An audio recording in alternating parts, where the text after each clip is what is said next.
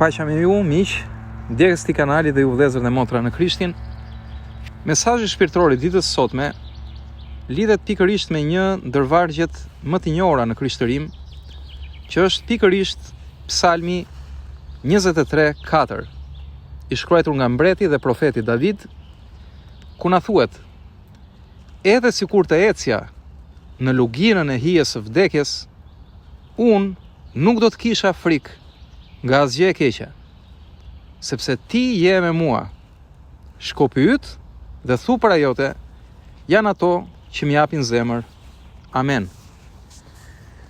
Le të bëjmë një koment mbi këtë varg të dashur miq, që është pikërisht një shpallje e një besimi të palëkundur në praninë e Perëndis në jetën tonë.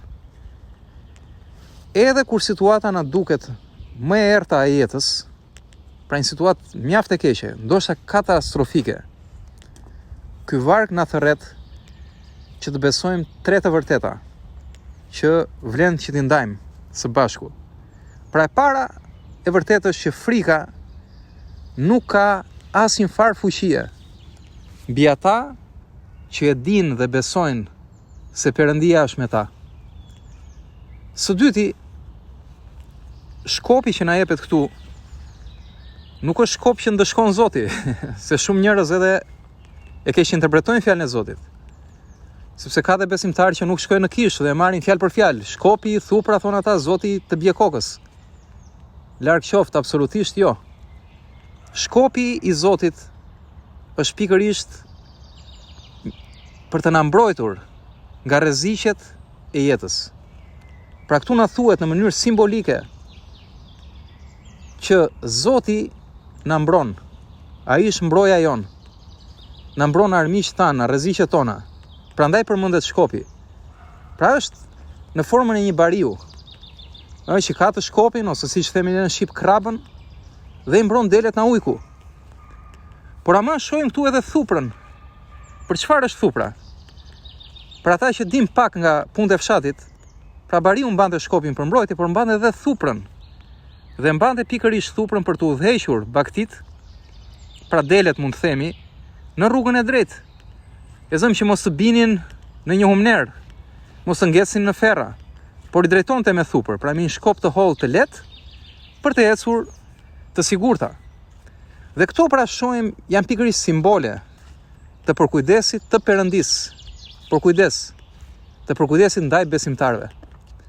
Sepse po një varg tjetër na thotë që pa besim është e pamundur t'i pëlqesh Perëndis, sepse nuk je i lidhur me të. Nuk i var shpresat tek ai.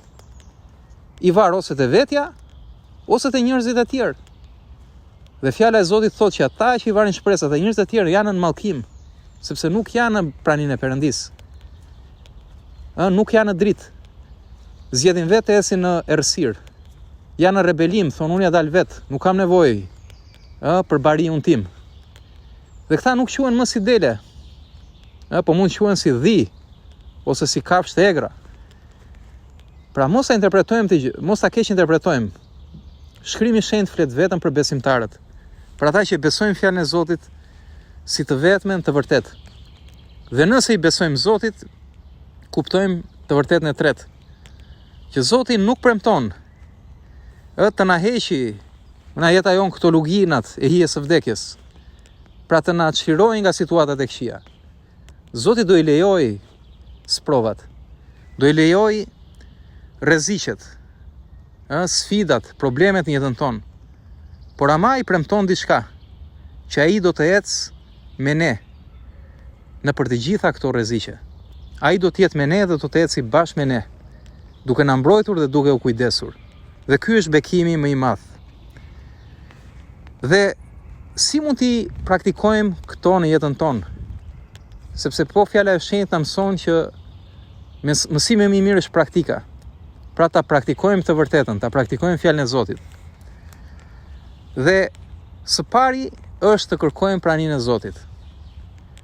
Sidomos kur ndihemi të friksuar, të përkujtojmë fjalën ku na thuhet që ti je me mua.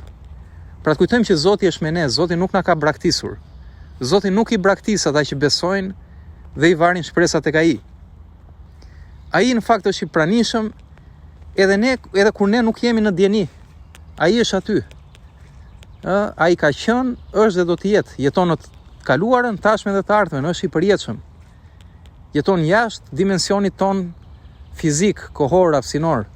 Është krijuesi i gjithësisë. Ai është gjithmonë. Së dyti, le të kujtojmë udhëzimin e tij. Thupra e tij është ajo që na drejton në rrugë të sigurt. Por ama duhet ta pranojmë thuprën, duhet ta pranojmë ndreshjen. Nëse dikush nuk pranon ndreshjen, atëherë nuk do ecë në rrugën e Zotit. Prandaj dhe Zoti ka dhënë fjalën, ka dhënë kishën, ka dhënë dhuntit që i ka dhënë besimtarve për ta ndarë të vërtetën e tij, për ta shpallur, për ta mësuar të vërtetën e tij. Atyre që e dëgjojnë dhe e pranojnë. Dhe nëse bëjmë këtë gjë, pranojmë pra ndreshjen, udhëzimin e Perëndisë nëpërmjet fjalës së tij, atëherë mund të mbështetemi në urtësinë e tij. Pra do bëhemi të urtë. Dhe nuk do fokusohemi më në të kuptuarin ton, që është kaq i kufizuar, është mjaft i kufizuar. Kurse nëse pranojmë ndreshjen e fjalës së Perëndisë, bëhemi të urtë. Dhe shkojmë drejt një inteligjencë hyjnore, të pakufizuar. Dhe së treti, të dashur miq, mund ta përdorim këtë varg si lutje. Mund ta përsërisim atë me zë kur jemi në ankth. Fjala e Perëndisë, nëse përsëritet, nëse bëhet pjesë e lutjeve tona, ka fuqi, të dashur miq. Ka një fuqi që është e pashpjegueshme. Dhe është një armë kundra frikës. Dhe ne sa bëjmë gjithë këto gjëra, të dashur miq, nëse i besojmë fjalës, do rritemi në besim. Sepse besimi vjen nga fjala e Perëndisë, vetëm nga fjala e Perëndisë. Dhe nëpërmjet njohjes së fjalës së tij, do shohim që kur nuk jemi vetëm. Në asnjë moment, ai do jetë me ne në çdo hap të rrugës tonë. Si në momentet të mira, si në momentet të vështira. Të gjitha këto momente do jenë pikërisht për të mirën tonë. Do na rrisin dhe do na afrojnë me të. Dhe le të lutemi që Perëndia dhe Zoti ynë i dashur, që është i mirë dhe është i mirë për jetë, bariu jon i mirë, siç na thot fjala e shenjtë, të na ndihmojë që ta besojmë atë, edhe kur ecim në errësirat e thella të jetës. Kjo është gjë më e bukur, kur e besojmë Zotin edhe kur ndodhemi përballë provave dhe sfidave. Ta besojmë që Zoti është drita jon. Ai do na çlirojë shtegun që të ecim mes kësaj errësire, me siguri dhe paqe që vetëm ai e jep. Dhe të na kujtojë që shkopi i tij na mbron dhe thupra e tij na udhëzon. Në emër të Jezusit lutemi, amen. Dhe le të kujtojmë edhe vargun nga Gjoni 14:27, fjalët e Ungjillit ku na thuhet: "Paqen time ju jap", thot Krishti. "Mos u tremni dhe mos u friksoni." Lavdi Zotit. Ky është mesazhi për sot miq, dhe miru dëgjofshim në seritë e tjera. Bekime.